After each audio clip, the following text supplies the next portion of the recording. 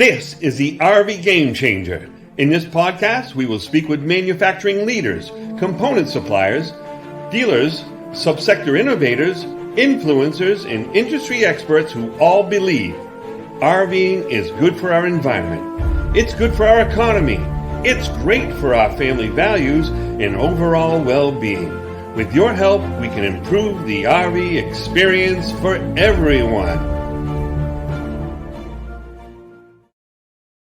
And today's guest is Tom Kline of Better Vantage Point.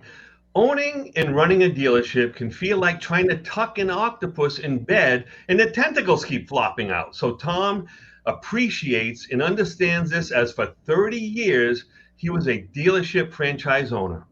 Kline specializes in solving dealership problems through risk mitigation remedies, compliance, and dispute resolution, i.e. tucking in the tentacles.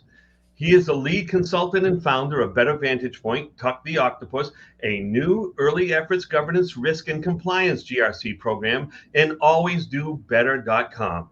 He has worked both public and private dealerships. Kline's ideas have been featured on the Wall Street Journal and Automotive News, and he routinely speaks at national conferences, workshops, and 20 groups. Ladies and gentlemen, allow me to introduce you, Tom Kline. Tom, welcome to the show. Thanks for joining RV Game Changer. Thanks, Bernie. Thanks for having me. I appreciate the radio voice introduction there. The voice of God. I appreciate it. Ladies and gentlemen. Yeah, hopefully I wasn't too over the top there for you, Tom. No. All good. Yep. Thanks for having me.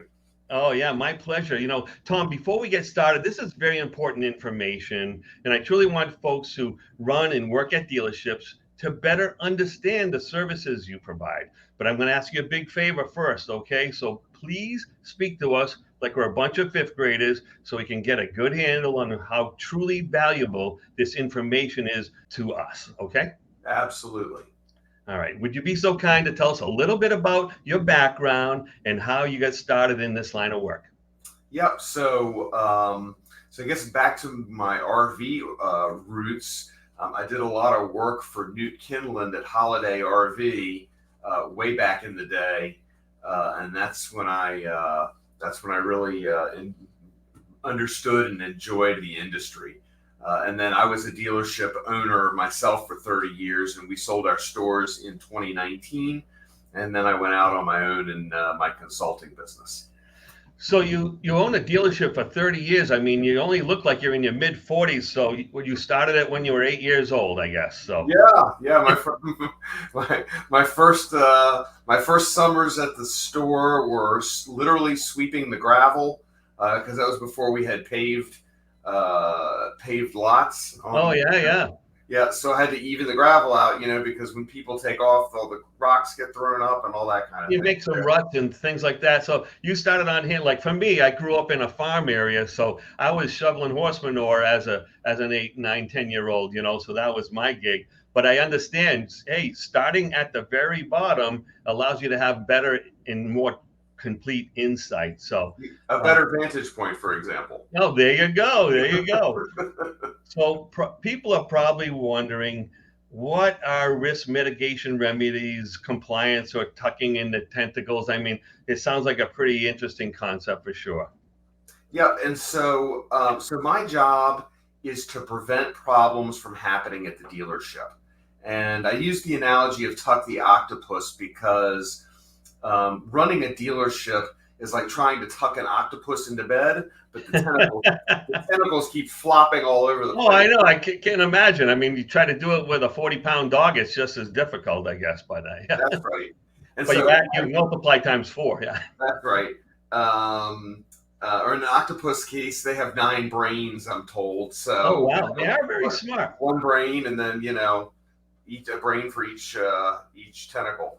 But my job is to make sure that things run smoothly, that if there are problems, there are ways to fix those problems, or that the employees know what to do about the problems. It can be something super basic, like what happens if a local news crew rolls up and says, hey, I understand, that Mrs. McGillicuddy's RV has been here for a year. She bought it new a year ago, And the lot attendant says, yeah, well, it's really a problem. We've been trying to fix it, and we just can't seem to get it right. Do you have a media policy, right? Right, right. And I'm That's sure you have other things besides lock yourself in your office or in the bathroom or something. I'm sure there's other ways of going about it. absolutely. You say we have a spokesperson. Let me get your card, and let me make sure they know you're here, and I'm sure they'll be happy to talk to you. And then you've got to deal with the issue. But more importantly, what are you doing about making sure that you know what the problems are that are at the store? Can you, for example, booby trap your employees to make sure they run with bad news and walk with good news, right? So that the dealer owner can make decisions about what to do about those problems early on. Because when you try to fix a problem early on, that's when it's going to be the least expensive to fix the problem, right? By the time when a lawyer gets involved, or a regulatory body, the Federal Trade Commission or the state attorney general, or there's a lot of different regulators that regulate our industry. But when they get involved, everything gets more expensive and more complicated, more time consuming. And so my job as a risk mitigation guy is go in and take a look at the entire organization, find the hidden problems that the dealers may or may not know about. Because of all my years in the business, I know where all the bodies are buried, and You know where to look. and how to find them. Yeah, yeah.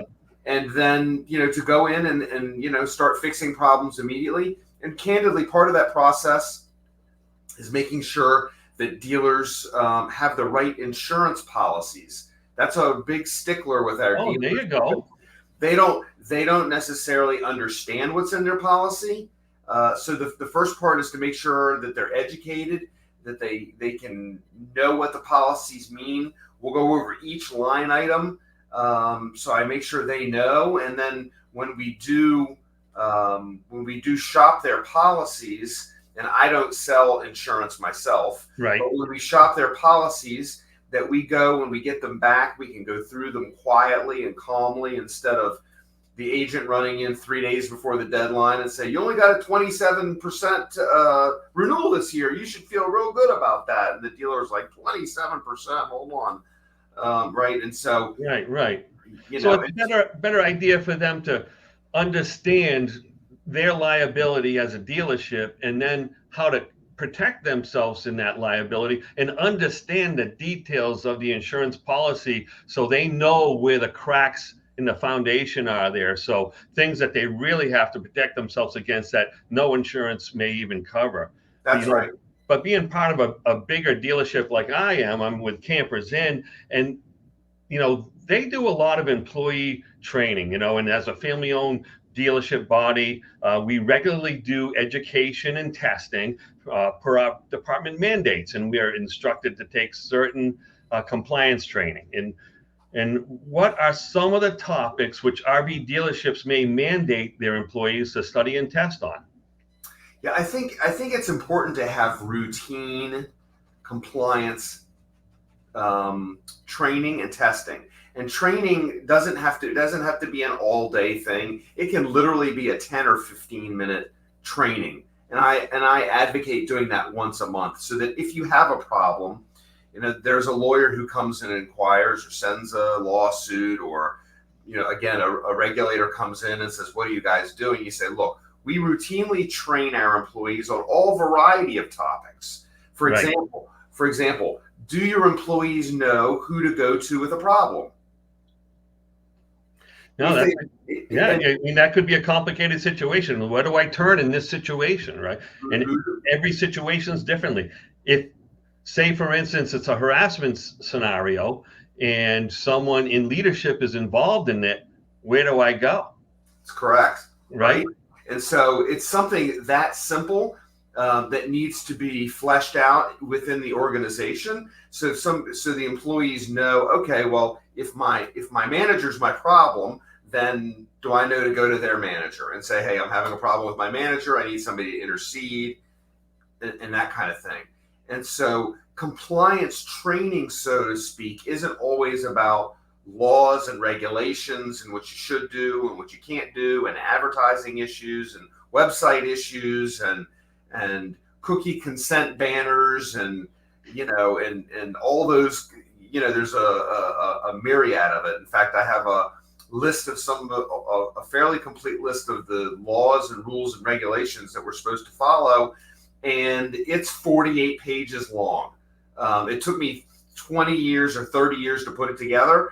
Wow. But it's 48 pages long, and it's crazy long, right? So it's not always about this law or this rule or this regulation. For example, one of the things I advocate for all dealers is make sure you have a mechanism to make sure that all your customers are happy, because when your customers or your employees are unhappy, that's where most of the problems start. I call these the two-legged problems, right? Okay. Problems at dealerships arrive on two legs, right?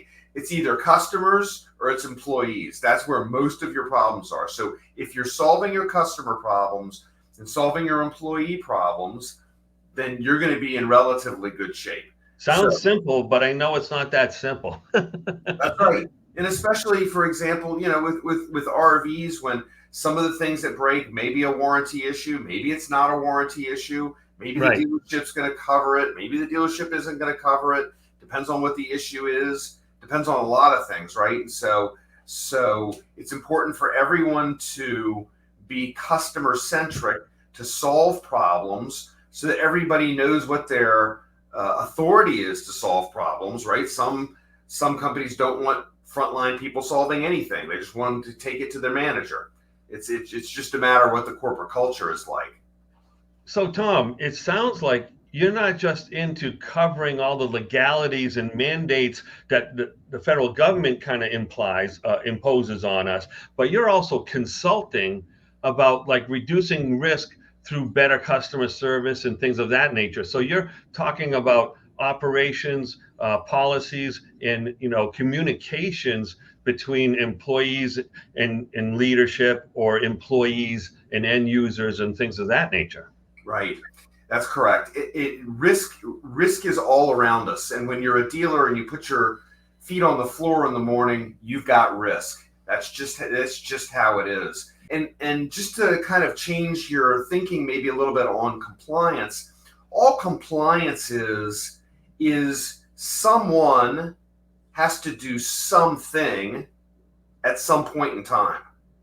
Someone has to do something at some point in time. So if you have a sales meeting at 8 o'clock on Monday morning and you're required to be there, that's really a compliance item, right? Someone has to do something at some point in time. You have to be at that meeting, okay? That's right. When we're talking about corporate governance from kind of the 40,000 foot view, someone has to do something gives a framework to the business. And there are software programs that will help dealerships kind of give that framework some backbone. Okay. That will help management to track if that someone is doing that something at some point in time. And so it's important to really think about it from a more global perspective, rather than I have to do the disclosure in this way because this is the way that I was taught to do it, and this is the way to make sure all the boxes are checked and ticked in the truth in lending disclosure, and I presented all the items on the menu, and all those kinds of things. So I know, for instance, like I do about, I think it's 18 different compliance training and testing every year, but I like your idea of kind of checking on that on a regular basis, and maybe having a team leader who leads quarterly different aspects of that, because in a year's time, it doesn't stay fresh in your mind if you're not thinking about it all the time. So that's one big aspect of it. It's when your processes slip, right? Right. You really don't know if your process is in place if somebody isn't checking on it. And that's what compliance is about, right? Is if you know that, how do you know your employees are following what you want them to from a management perspective? And the answer is, unless you have somebody checking behind them and auditing that, then you don't know. And I have groups that I work with that, 30 stores and 20 stores and 40 stores. And one of the most important things is to install someone at each of the stores to help with those activities.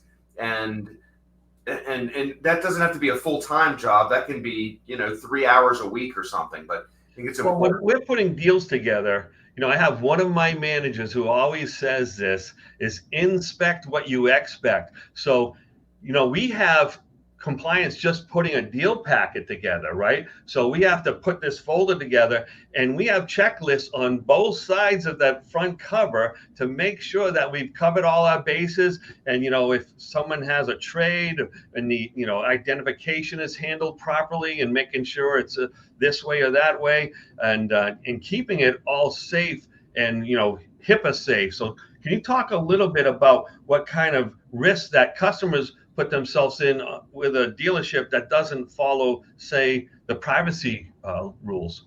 Sure. So I know anecdotally of one customer at an RV store. I don't know. This hasn't been published in the paper, but I got a phone call from an F&I manager who asked me a lot of questions about something called the Gramm-Leach-Bliley Act, which is the safeguards rule. Right. Excuse me. And the point of the safeguards rule is to make sure that the dealership is safeguarding the customer's PII, or personally identifiable information, to make sure that somebody doesn't steal their identity. So in this particular case, going back to what I said, the problems come in on two legs. This customer couldn't get approved for financing because she was a secondary customer and had poor credit. She came back to talk to the salesman. The salesman had her driver's license laying on a piece of paper on his desk, and she called the Federal Trade Commission. Ouch. Each violation is $51,744. That hurts. Yeah. So, and the FTC purposely has not defined what a violation is, because they want to leave that up to their discretion, right? Whether if you walk in and you have 10 different driver's licenses on a desk, is that 10 violations or one? Well, the Federal Trade Commission is going to say that's 10, right, for $510,000. So problems start on two legs. So you have to safeguard the customer information. That includes any information that goes between your computer systems. It's supposed to be encrypted. Correct. It's supposed to both at rest and in transit is the standard. So at rest means if it's sitting on your computer, and if you have a salesman who's got driver's licenses and tax returns and that kind of thing on his computer and it's not encrypted, that's a problem. Absolutely. Yeah, the Gramm-Leach-Bliley. I mean, we could spend hours just talking about that because it's got a lot of tentacles to it.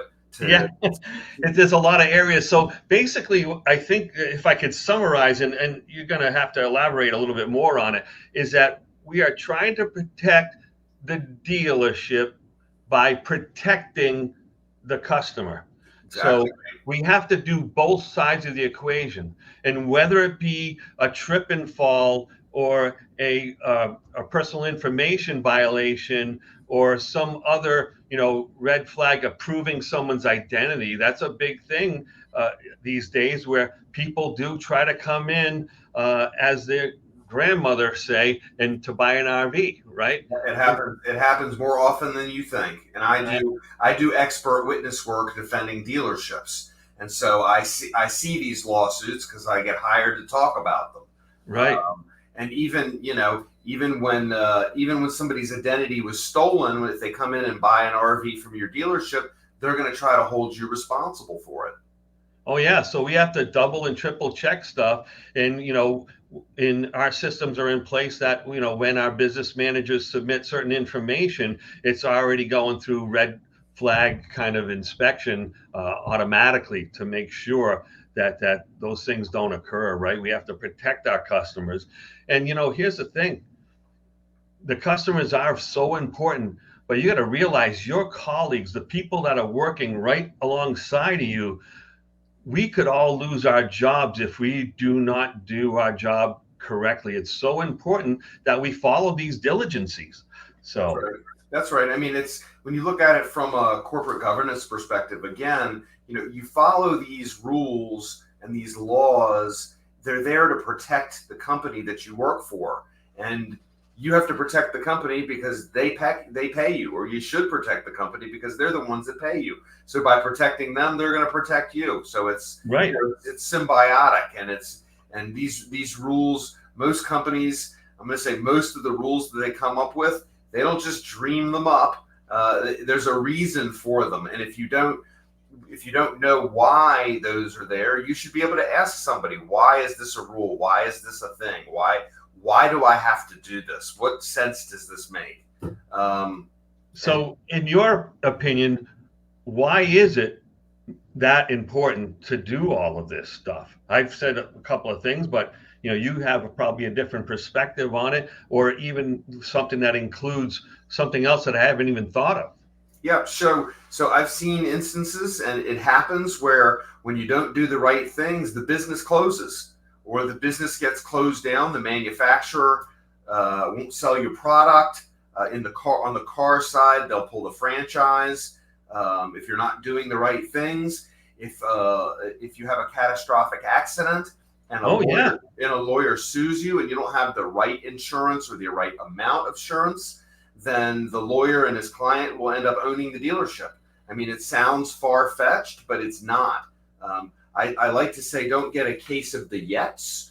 A case of the yets is, I haven't had a problem yet, so I'm not going to have a problem. Just like a leak in an RV, right? I haven't noticed a problem yet, so I haven't checked my roof. So, but if you, in one of these problems could be several hundred worth of RVs, right? It can be You millions. have some of these serious issues, whether someone gets hurt because a camper wasn't inspected properly and something catastrophic happened, or something catastrophic happened to someone's identity. We have to realize we're taking risk for all of our coworkers, all of their families, all of our customers. It's so important that people do the right thing and do the right procedures and set up your checklist, right? Do you guys help companies design those checklists that make it a little bit more easier for them to follow along? Absolutely. And I mentioned software before. We'll come in and set those tasks, those repetitive tasks up on a software program, so that people are pinged when they're supposed to go do things. Then they can upload the information and management can check it. And it alleviates all the back and forth of spreadsheets and emails and, did you do this, and why haven't you gotten it to me? And have you designed that software? Is that something you have available to you, or you sub that out, or what's going on with that? It's another company that I work with that has designed it. All right. And so, yeah, it's off the shelf. It's a very, very simple, straightforward solution. Well, we should talk a little bit off screen, because I think that is fascinating. So it sounds like the sales consultants can do it right at their desk, and everything kind of gets notified to include certain documents, certain compliance issues, or whatever it may be, in time, right? So that way you don't forget something while you're processing a deal. I know it's so long, it takes a little while. Once a customer says yes, there's a lot of stuff involved, and I have it kind of physically set up in my office to make sure everyone gets what they need. But boy, there's still a lot of running around back and forth, checking the boxes, where someone could just look and say, all right, Bernie submitted all of these documents, everything's been checked, he's missing this one item, let's see what's causing that reason for that, and let's make sure the customer provides that to us, or we provide it for the customer so they can fill it out properly, or whatever it may be. That's so right. I love it. I love that idea. What a great idea. So that right there, you maybe bring it up. You are an RV game changer, because if you can organize and get those compliance paperwork on order on a salesperson's desk, you've just changed the life of so many RV salespeople and their managers. Right. Absolutely. Because you need to get all that done so you can get, so you can cash the contract, right? Amongst other things. Right. Yeah. Well, as soon as you get the paperwork together and the customer does their paperwork, and people get paid, and the customer can pick up their RV and everything, and it saves a lot of time, like you say. You get this phone call or email from someone in service that you didn't submit this portion of this document or something to that effect. You never filled in that part of it. That's always like, oh my God, it's my day off. I got to drive to work to get that information over to service or whatever it may be. So, That's right. yeah, so that's fantastic. We talked a little bit before the show about this other company that you work with in Better Vantage Point. Can you talk to me a little bit more about that, or talk to us, and then the services you provide? Yeah, so Better Vantage Point. So I have another company called Always Do Better, which is the one I think you're thinking about. Oh, yes, yes. Always do better. Yes, sir. Yeah. Always Do Better is a simple concept. It's we put up a sign that says we to all our team members and customers, we appreciate your feedback. Please use this QR code to give feedback to us so that we can better our processes and better serve you better. This goes to an anonymous third party who will then forward it to management. And we put up a QR code with the sign. We put them on the backs of the bathroom stalls. We put them at the exits to all the showrooms and in the service department. So if people leave upset, maybe the point here is to slow them down so they don't go on the internet and they don't trash the company on the internet, that we get an opportunity to solve the problem. And for that, I charge $129 per rooftop per month. And as a part of that, they get me to help them resolve any of the more difficult problems that come in. Okay. As I have personally resolved hundreds or thousands of customer problems in my years in the business, just by the nature of when I was at the store, everybody was only too happy to point to me and say, "Well, go take that to Tom." So I got the influx of all the issues. So now you made this your profession. So now I made it my profession. There you go. And so that's what alwaysdobetter.com does. Well, I love that idea as well. So you're telling me, so if they click on this, or the QR code takes them to a place where they can get resolved. Now, is that brought to your database, and does it go through you before it gets to the dealer, or does it go? It goes through me. Yeah. And because different dealerships want that information sent to different people, and so everybody's got the different kind of routing and the way they want to do that. And so, and I may have comments I want to put on top of it. So sure. And so I'll route it to whoever it is. Always do better. I really love that idea, and that's another game changer. So what you're doing is, because people, when they're upset, right, like you say, they get on Google and they write a nastygram, and it could be an easily solvable issue. In many cases, it can be. Right. And so it's important that we help those people, because we want happy customers and turn into happy campers. But also, it's not always fair to the dealership to have that, have those kind of build up those negative reviews. And they seem, in people, when they have a good experience, they expect a good experience, so they don't really necessarily talk about those as much. So you're trying to help balance that load a little bit, and then also give better customer service as a result. So this is a beginning to a solution for the customer. When they see this sign, they click on the QR code and they submit their inquiry or their issue, right? Right. It takes 30 to 60 seconds, right? Mm-hmm. And it could be as simple as something as "you suck" and the name and their phone number, and off it goes, right? And then somebody can call and say, "Hey, I got your thing. It says we suck. Yeah, what can we do better?" Yeah. Last week I got one, and in each location has its own landing page. So, I got one last week that said your bathrooms are dirty at such and such a location. So sent that off, and obviously they can get the bathroom cleaned up, right? So some of it's super simple, right? To just have them. It's risk mitigation. It's about having a way to go to solve a problem, right? This is a communication channel with the customer. The customer, as human beings, we always feel better when we get it off our chest. So sure. You're helping get that emotion out of them. But also when they're sitting, a big one is they're sitting in service and they're sitting in service and they're sitting in service, and something was supposed to take 1 hour and it's at 4 hours and they haven't seen the service advisor, and so all of a sudden they can do something about it. So the customer feels empowered to get some help. And so, anytime you can do that, I think that's helpful as well. Yeah, and anytime you're improving communication channels, you're doing us all a favor, really. And dealerships should pay attention. Hopefully, I'm going to make sure that dealerships know about this interview, because this information is invaluable to you. And when you open those channels of communication and people feel like you're listening, they're less likely to be reactive and hostile.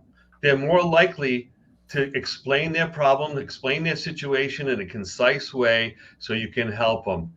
And we want to make sure that we understand clearly what the issue is so we can focus our attention on the solution and clear up that problem. Absolutely. 100%. Hey, Tom, I can't thank you enough. This has been a real good time visiting with you today. Thank you. And I want you to stick around off camera here for a little bit as I exit this show, but I can't thank you enough. We're going to be talking a lot more in the future, and you are a RV game changer. Thank you, sir. Thanks, Bernie. All right. Without any further ado, we are going to be kind of bouncing out of here. And I want to thank Tom Kline from Better Vantage Point and Always Do Better. And he's been doing a fantastic job all day here with us. And we are so excited that we have lots of other great episodes coming to the RV Game Changer. If you want to reach me, come out to rvgamechanger@gmail.com. You can see me on Facebook, Bernie Culleton, Instagram, Uncle Bernie, the RV guy, and LinkedIn, Bernie Culleton, as well as YouTube, Uncle Bernie Culleton. And we're going to be here next week with Ryan Beckman from dealerbackstock.com. I can't wait to talk to Ryan. And once again, thanks so much, Tom. Have a wonderful day. God bless.